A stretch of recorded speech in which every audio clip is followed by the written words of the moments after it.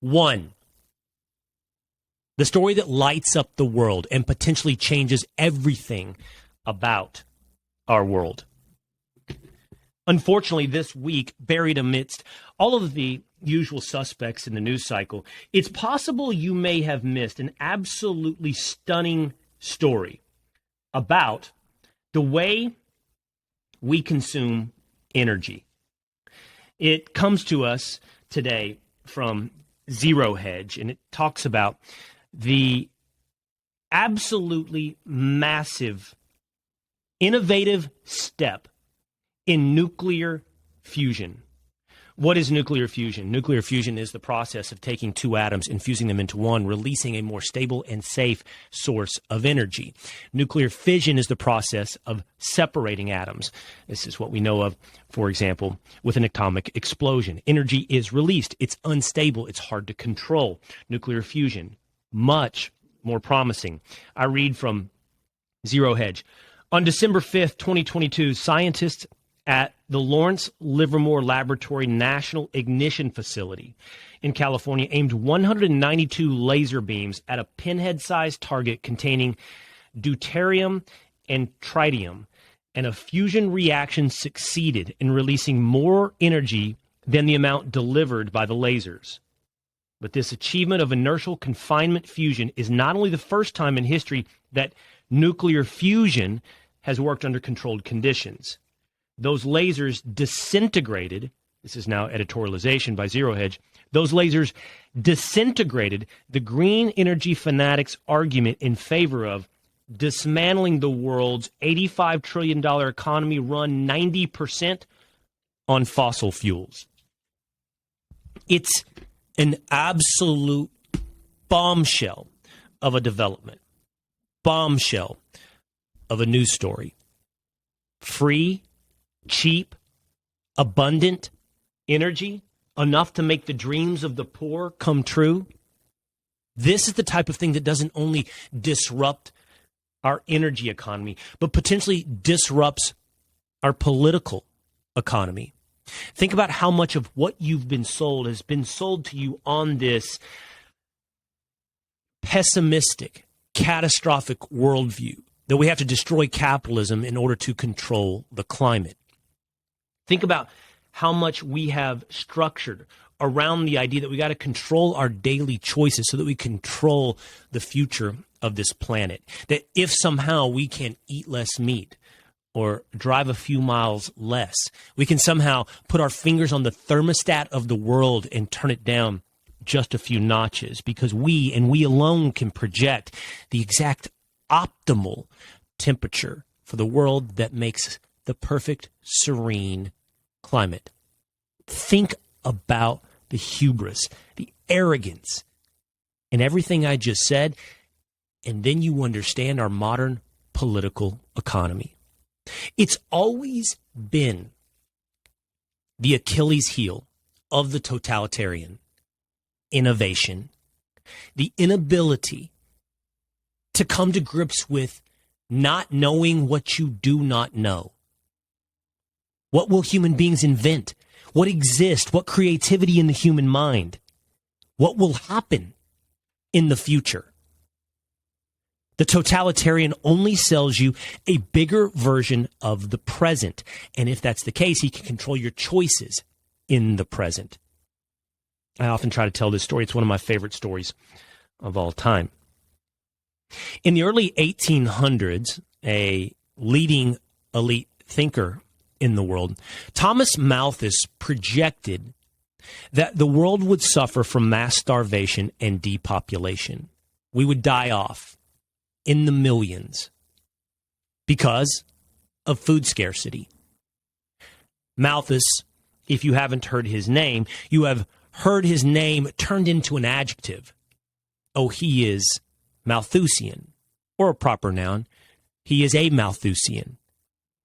It's meant to suggest someone is a pessimist, that they see dire circumstances for the world's future, that they are sort of a Chicken Little. The world is always coming to an end. Malthus, it's interesting, wasn't wrong. he did his calculations. He saw the world's available food supply, multiplied it by the current birth rate, and noticed that if everyone kept eating the same amount, we would soon run out of food. But Malthus made the same mistake of every totalitarian, thinking the future is only a bigger version of the present. He did not know what he could not know. He did not know the future. Within the next 150 years, the following things happened, well, quite honestly, to make a fool of Malthus. First, fertilizer. Fertilizer was largely, at the time of Malthus's prediction, used from organic circumstances. Primary source, bat guano. Where have you heard of bat guano? Most of us have only heard of bat guano from Ace Ventura. But that's how you made the soil more capable of producing bigger, stronger, better crops, by using bat guano as fertilizer. Some 40 years after Malthus's prediction, the discovery of an island somewhere in the Atlantic where bats colonized, just absolutely filled, 10 feet deep with bat guano, was discovered. Immediately multiplying the world's supply of fertilizer. Oops, the calculation was off. Well, maybe we only bought ourselves a few years. Next innovation, some few decades after that, the internal combustion engine. Oh, now all of a sudden we were operating farms on tractors and trucks and no longer draft horses and mules. Why is that important? Because livestock consumed a massive percentage of crop consumption. In other words, you've got to raise food to feed food. You got to devote a certain amount of grain that you raise to feeding the horses and mules and donkeys and cows and ox that you use to harvest the grain. But if you have the internal combustion engine, if you have trucks and tractors, you no longer need that many of the world's supply of draft stock. So the internal combustion engine immediately opened up more arable farming land to be devoted to food sources, not for animals now, but for humans. Oops, calculation off. Big again. By the way, that's something that finds itself in the current day news cycle as you hear climate change activists, totalitarians argue that we need to eat less meat. Why? Well, one, methane, and two, the amount of land it takes for a cow to graze, to feed, to grow. So if you eat less meat, there'll be fewer cows taking up less land, farting less into the atmosphere, methane, and thus controlling the climate. Back then, it was the amount of land devoted to animals used to harvest our food, but they were displaced by the internal combustion engine. Next, another innovation some decades after that. How about chemical synthetic fertilizer? Now, we weren't trapped by finding bats pooping on some Atlantic island. Now we can make our own fertilizer. Again, now exponentially multiplying the amount of food we can grow. Malthus's prediction is now a joke, but it's not over. Because by, in the 1940s and 50s, we had developed genetic cross-modification of plants. Before that, we had wheat stalks that grew 3-4 feet tall. Now we could grow wheat stalks 8-9 feet tall. One wheat stalk would have fed one. Now we can feed 2-3 people. Multiply that out. And Malthus's prediction of depopulation and mass worldwide starvation wasn't just wrong. It's a joke in its arrogance. He did not know what he could not know. Innovation after innovation, decade after decade, didn't make him a rounding error, didn't make him slightly wrong. Made Malthus, who made his prediction in good faith, made his prediction an absolute joke.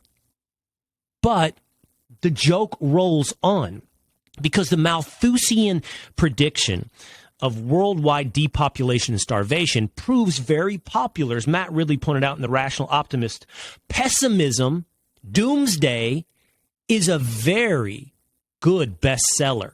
You can sell people apocalypse.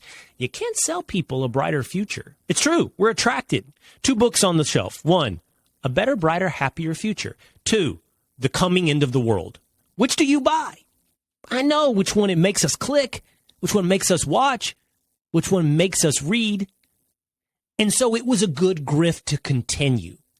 In the 1960s, there was a man named Paul Ehrlich. Paul Ehrlich wrote several articles, some he co-authored with a man named John Holdren, who we'll return to in just one moment. But Paul Ehrlich wrote a bestseller called The Population Bomb in 1968. That bestseller, The Population Bomb, did the same thing that Malthus had done 150 years earlier. That of a prediction that we would all be coming to an end. Massive depopulation, massive starvation, because there's too many of us eating too little food. Paul Ehrlich, best-selling author, huge, well-known scientist, was, of course, wrong. He seems to have made a habit, a business out of being wrong. There's a famous bet made in the 1980s called the Simon Ehrlich wager. Two scientists, one with a brighter view of the future, Simon, against one who sees nothing but doomsday for the future in Ehrlich. Ehrlich, of course, is arguing too many people, not enough resources. So by that extension, he's going to believe that every commodity out there, right? Everything, copper, oil, whatever it may be, will be in short supply. Too many people, not enough resources. So what would happen if that were the case? Too much demand, not enough supply, prices would soar through the roof. Simon said, you're not right. The vision of a brighter future is cheaper energy, cheaper everything. Ehrlich's like, that's stupid. More people, constricted supply, prices will go up. They made a bet, 10 years. And Simon said, I'll let you pick whatever you want. Whatever commodities you would like, Ehrlich, you can pick it. I'll bet you that in 10 years, those prices are stable or down. And Ehrlich, you take the upside. Ehrlich said, absolutely. Those prices will skyrocket. And guess what, Ehrlich? You get to pick. And so he did. He picked a basket of commodities. He picked metals, 10 metals, I believe it was, that he predicted would be much higher in price some 10 years down the road. Simon betted on the down. 10 years later, the price of the basket of metals picked by Paul Ehrlich was down 30% in price from the time he made the bet. He wasn't just wrong, he was a joke. Except he wasn't a joke. Ehrlich didn't admit fault, and he continued on with his doomsday proclamations. And not only were his proclamations adopted and echoed by others, they were elevated, celebrated, and rewarded with positions of power. Because I'm less concerned with the public image and reputation of Paul Ehrlich and his total inability to place a quality bet. I'm more interested in, for example, his co-author in the 1960s, John Holdren, who also believed in this depopulation doomsday. Because Holdren went on to become the chief science advisor to President Barack Obama. He rose to the heights of power, a huge climate change enthusiast, equally as wrong as Ehrlich, making these dire doomsday predictions about the future in the face of evidence that suggests otherwise, is in control, at one time not too far in our past, of the policy decisions that would dictate how we shape the future. They do not know what they cannot know. They do not know the future. So why do they think they should be rewarded with the ability to control an $85 trillion world economy run 90% on fossil fuels? Destroy capitalism to control the climate. They don't know what the future holds.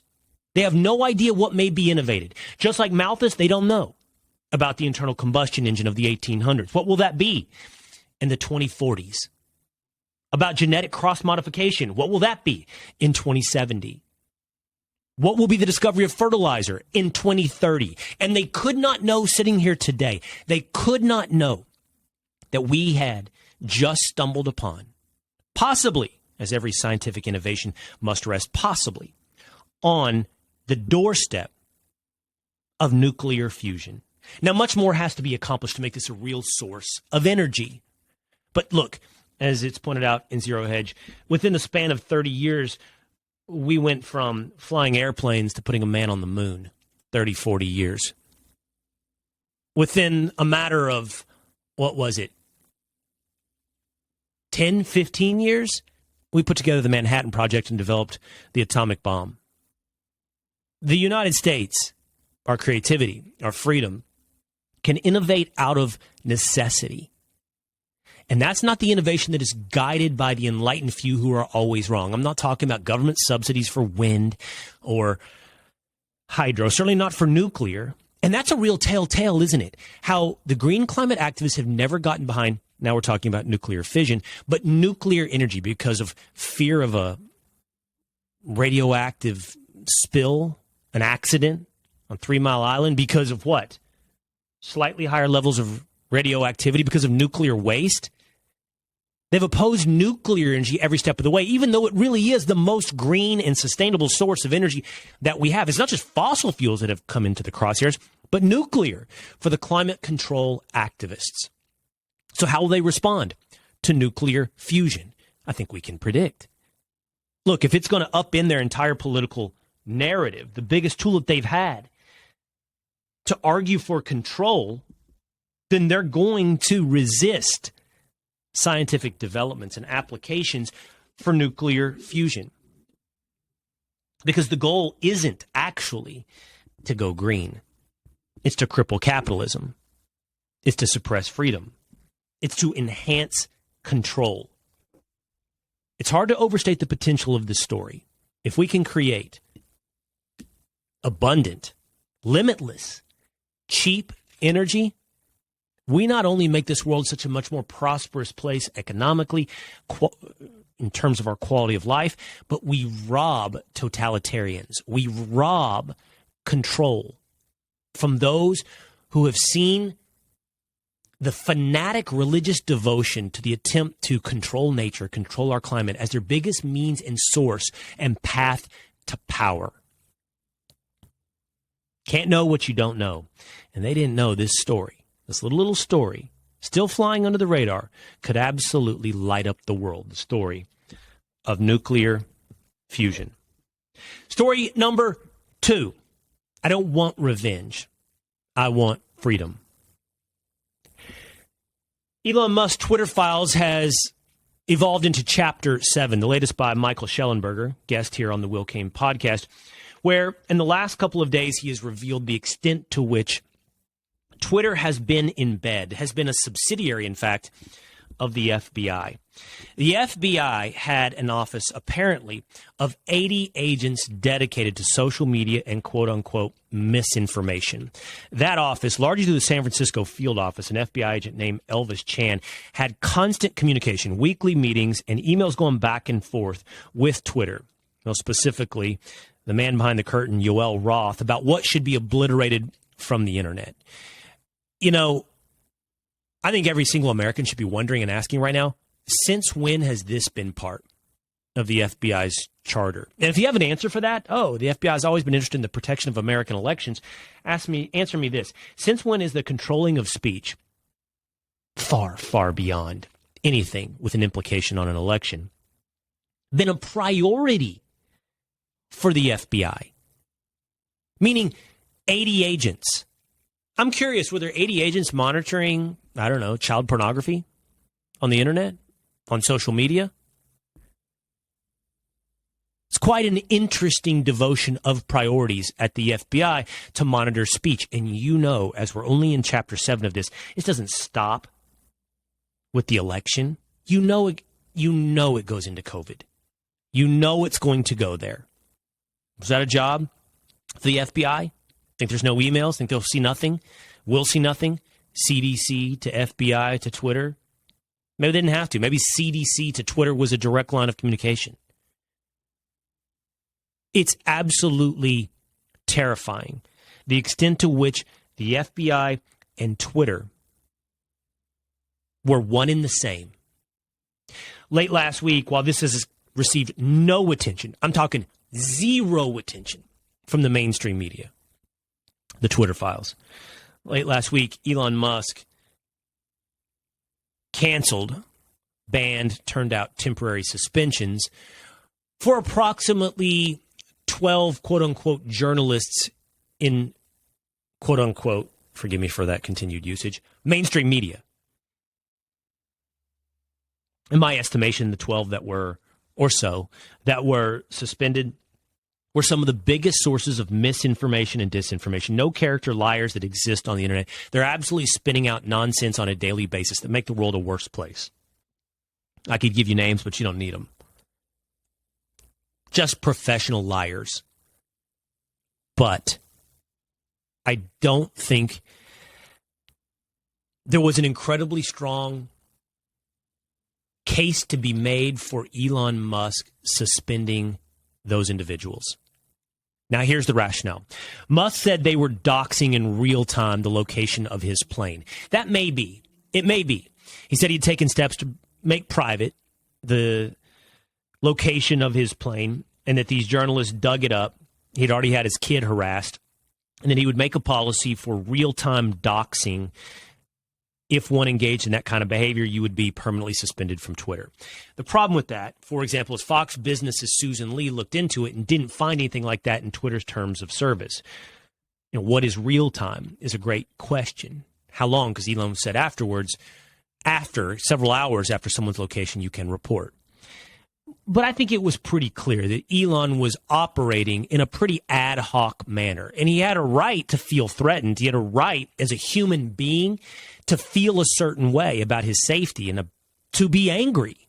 The question is whether or not Elon Musk's anger can drive the policy of free speech in even a private platform. It feels to me like we went from a Soviet-style Politburo of ideologically driven,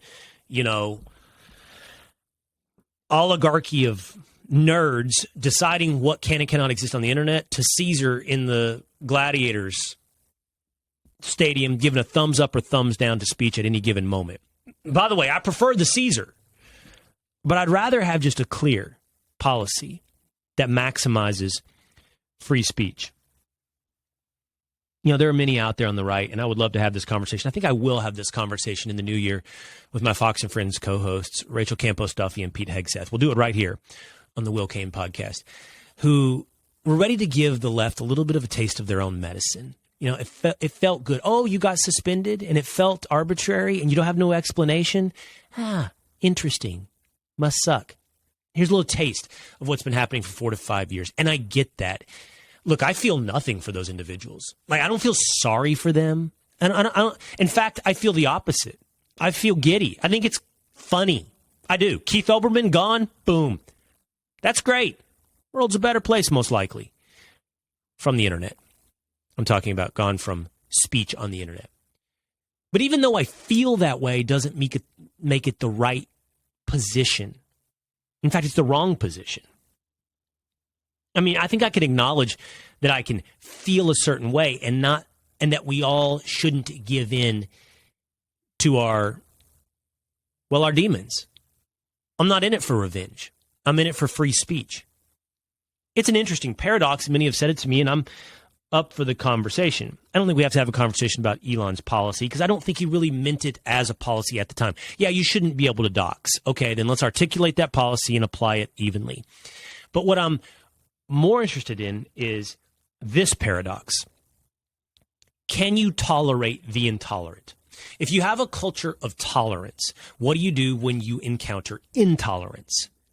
This was, for example, a debate that would often occur on Real Time with Bill Maher among lefties some 10 years ago. Bill Maher versus Ben Affleck. You remember that? What happens when you run into Islamism? You, American lefty, have an appreciation of tolerance in all its forms. Will you tolerate an ideology in Islamism? That's the militant form of state and religious amalgamation under the banner of Islam. Will you tolerate the open sexism and misogyny, revenge killings of Islamism? When can tolerance draw the line at intolerance? Let's draw it out and apply it to this. When should someone who encourages free speech, what should that person do when they're encountered with someone who's standing there holding the gag? You see? What does someone who believes in free speech do with the censor? That's what this is. Every one of these journalists that were censored are journalists who cheerleaded on censorship for years. So what do? I definitely believe the old maxim. I disagree with what you have to say, but I will defend to the death your right to say it. What if what you have to say is, I should die, or I should shut up? It's as though my freedom, my tolerance, is self-defeating and enabling you to take away the thing that I'm fighting for us both. It's an interesting paradox. But I'm not that afraid of them. Honestly. I understand the tribal instinct that we are in a battle of ideas and it is a zero-sum game. When the fight is this existential, when there is one side that, in my estimation, has truly divorced itself from the founding principles of the United States, that no longer believes that this place is a place of goodness, that freedom of speech is of primary importance to our country. When I'm dealing with the side that can no longer believe the biological truth of the difference of two sexes, then I do acknowledge that we are in an existential state. I'm not trying to persuade them. I'm not trying to take Keith Olbermann and through the process of free speech, turn him into a rational member of society. What I'm hoping is that the mass majority of our population will see that he's a buffoon. I am placing faith in my fellow American, in freedom. I'm placing faith in persuasion, in reason. And I'm asking for a playground, not where one tribe lords over the other, but a playground where every idea is free, and trusting that in that environment, our ideas win. That's my belief in my fellow man and my fellow American. Now, I understand the other side of that argument. Unless you banish the censor from the playground, you won't have a playing field that is free.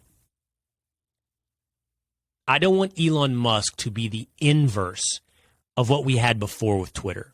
I'm not choosing Caesar in response to a Politburo. I want Elon Musk to be neutral. I want Elon Musk to allow our ideas to win. I don't want revenge. I want free speech. Story number 3. An update on the Fox and Friends Fantasy Football League, plus a lap around the world on various sports stories that I have, quite honestly, delayed. Here's where we sit today in the Fox and Friends Fantasy Football Playoffs. Of course, you know, I didn't make the playoffs. I finished the season 3-11. For what it's worth, I think it's worth a mention. I scored 1,376 points on the season. That would have placed me in a just world, or just not one that's a roll of the dice, in 7th place. I would have finished 7th, not 14th. But sports is the way that is sports. I only win 3 games on the season, where somebody like Pete Hegseth, who scored 6 points fewer than me, ended up 6-8. Or more importantly, Lawrence Jones, who scored 100 points less than me, ended up 8-6 and in the playoffs. Speaking of the playoffs, this is what it looks like right now. The first round of the playoffs was this past weekend. Quarterfinals. 16 made the playoffs. Your top 2 seeds got a bye. That was dominated by your Fox and Friends Weathermen. Adam Klotz had the number 1 seed and had a bye, and Rick Reichmuth, who had to drag kicking and screaming into this league, was the second place finisher in the regular season, and he also had a bye for the first round of the playoffs. That meant Ainsley Earhart against Rachel Campos Duffy as the 4-5 seed, and Lawrence Jones against Todd Pyro of Fox and Friends First as the 3-6 seed. Pyro beat Lawrence Jones handily and moved on to the semifinals, and in a battle of the female anchors, Ainsley beat Rachel 118 to 93. That sets you up for the semifinals, where it looks like this. Ainsley against Adam Klotz. The Yahoo projections are 108 to 108 in that 1 verse 4 seed. And Rick Reichmuth against Todd Pyro. Reichmuth heavily favored, 117 to 99 in that 2-3 seed matchup.